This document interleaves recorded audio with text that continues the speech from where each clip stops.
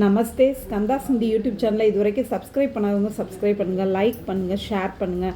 இப்போ நம்ம மத்தியமா செகண்ட் பேப்பரில் ஈஸியாக மார்க் எடுக்கக்கூடிய ரோமன்ஸில் ஒன்றான பரத் மிலாப்போட கொஷின் ஆன்சர்ஸ் தான் இப்போ பார்க்க போகிறோம். அதில் டோட்டலாக 11 கொஷின்ஸ் இம்பார்ட்டண்ட்டாக இருக்குது. அதில் ஃபஸ்ட்டு 5 கொஷின்ஸை நான் இந்த வீடியோவில் டீச் பண்ணியிருக்கேன். இதை வச்சு படித்து ஈஸியாக மார்க் எடுங்க. ஃபஸ்ட்டு கொஷின், தசரத்துக்கே கித்துனே புத்திரத்தே வே கோன் கோன்தே, தசரதனுக்கு எத்தனை மகன்கள் இருந்தனர், அவர்கள் யார் யார்? தசரத்துக்கே சார் புத்திரத்தே, தசரதனுக்கு 4 மகன்கள் இருந்தனர். பே ராம் லக்ஷ்மண் பரத் அவுர் சத்ருகன் தே, அவர்கள் ராமன், லக்ஷ்மண், பரதன் மற்றும் சத்ருகன்.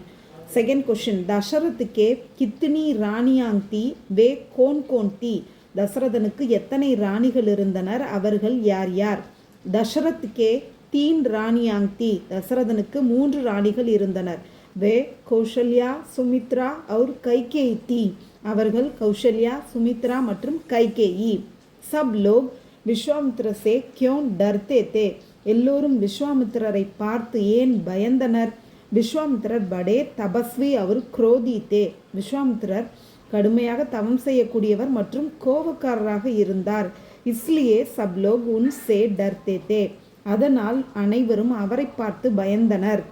ஃபோர்த்து கொஷின், ராம் और लक्ष्मण ने वन में क्या किया, ராமன் மற்றும் லக்ஷ்மணன் காட்டில் என்ன செய்தனர்? ராம் और लक्ष्मण ने वन में राक्षसों को मार डाला, ராம் மற்றும் லக்ஷ்மணன் காட்டில் ராட்சசர்களை கொன்று போட்டனர். மகாராஜ் ஜனக் சீதா கா விவாஹ் கிஸ்ஸே கர்னா சாத்தே தே, மகாராஜ் ஜனக் சீதாவுடைய திருமணத்தை யாருடன் செய்து வைக்க விரும்பினார்?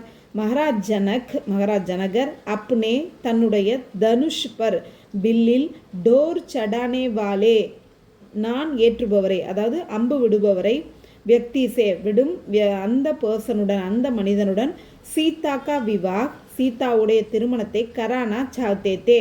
இந்த இடத்துல பியாக் அப்படின்னு கொடுத்துருக்காங்க. பியாக்னாலும் விவாஹ்னாலும் ஒன்று தான். திருமணத்தை செய்து வைக்க விரும்பினார். தன்யவாத்.